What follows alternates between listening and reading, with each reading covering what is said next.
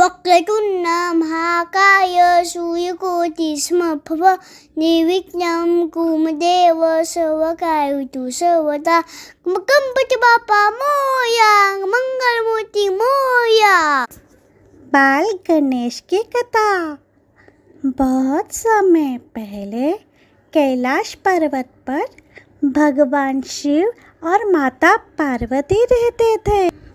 माता पार्वती अपने घर के कामों में व्यस्त रहती और कभी-कभी वह चाहती कि कोई उनके साथ रहे, उनकी मदद करे और उनका ख्याल रखे। एक दिन माता पार्वती ने सोचा कि वह मिट्टी से एक पुत्र बनाएगी जो उनका साथ दे सके। माता पार्वती ने अपनी दिव्य शक्तियों से मिट्टी का एक सुंदर बालक बनाया और उसमें प्राण डाल दिए। उस बालक का नाम उन्होंने गणेश रखा। गणेश बालक बहुत ही प्यारा और चंचल था। माता पार्वती ने उसे अपनी सुरक्षा के लिए बनाया था, इसलिए वह उन्हें समय अपने पास रखती और उसे बहुत प्यार करती। गणेश भी अपनी माता का बहुत आदर करते थे और हर समय उनकी आज्ञा का पालन करते थे। एक दिन माता पार्वती स्नान करने जा रही थी। उन्होंने गणेश से कहा, गणेश बेटा, मैं स्नान करने जा रही हूँ। जब तक मैं अंदर हूँ तुम बाहर द्वार की रक्षा करना। हाँ, किसी को भी अंदर आने मत देना, ठीक है ना? गणेश ने अपनी माँ की आज्ञा मान ली और द्वार के बाहर खड़ा हो गया। थोड़ी देर में भगवान शिव अपने तप से वापस आए और वह अपनी पत्नी से मिलने के लिए घर के अंदर जाने लगे थे। लेकिन जैसे ही शिवजी द्वार पर पहुँचे, गणेश ने उन्हें रोक लिया। गणेश ने कहा, मेरी माँ ने आदेश दिया है कि जब तक वो स्नान कर रही है तब तक किसी को भी अंदर जाने की अनुमति नहीं है। भगवान शिव ने यह सुनकर गणेश को समझाने की कोशिश की।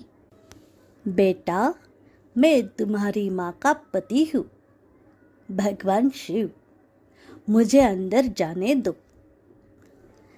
लेकिन गणेश ने अपने माता के आदेश का पालन करते हुए उन्हें अंदर जाने से मना कर दिया। शिव जी कई बार गणेश को समझाते रहे, लेकिन गणेश अपनी माँ की आज्ञा के प्रति दृढ़ थे। यह देखकर भगवान शिव को गुस्सा आया। उन्होंने सोचा कि यह बालक मेरी आज्ञा का उल्लंघन कर रहा है। गुस्से में शिव जी ने अपने त्रिशूल से गणेश का सिर काट दिया। जब माता पार्वती ने यह देखा तो वह बहुत दुखी और क्रोधित हो गई। उन्होंने भगवान शिव से कहा, आपने मेरे पुत्र का सिर काट दिया, आप उसे जीवित कीजिए, नहीं तो मैं पूरी सृष्टि को नष्ट कर दूंगी। भगवान शिव को अपनी गलती का एहसास हुआ और उन्होंने तुरंत गणेश को पुनः जीवित करने का उपाय ढूंढा। उन्होंने अपने गणों को आदेश दिया कि वे तुरंत किसी जीव के सिर को ढूंढे और उसे गणेश के सिर पर लगा दे। गणों को जंगल में एक हाथी का सिर मिला, जिसे वे भगवान शिव के पास ले आए। भगवान शिव ने हाथी के सिर को गणेश के शरीर पर लगा दिया और अपनी दिव्य शक्तियों से उन्हें पुनः जीवित कर दिया। गणेश अब एक हाथी के सिर वाले बालक बन गए थे। माता पार्वती ने अपने पुत्र को फिर से जीवित देखकर बहुत खुश हुई। भगवान शिव ने गणेश को आशीर्वाद दिया और कहा, तुम सभी देवताओं में प्रथम पूज्य होगे। लोग सबसे पहले तुम्हारी पूजा करेंगे और तुम्हें विघ्नहर्ता के रूप में याद करेंगे।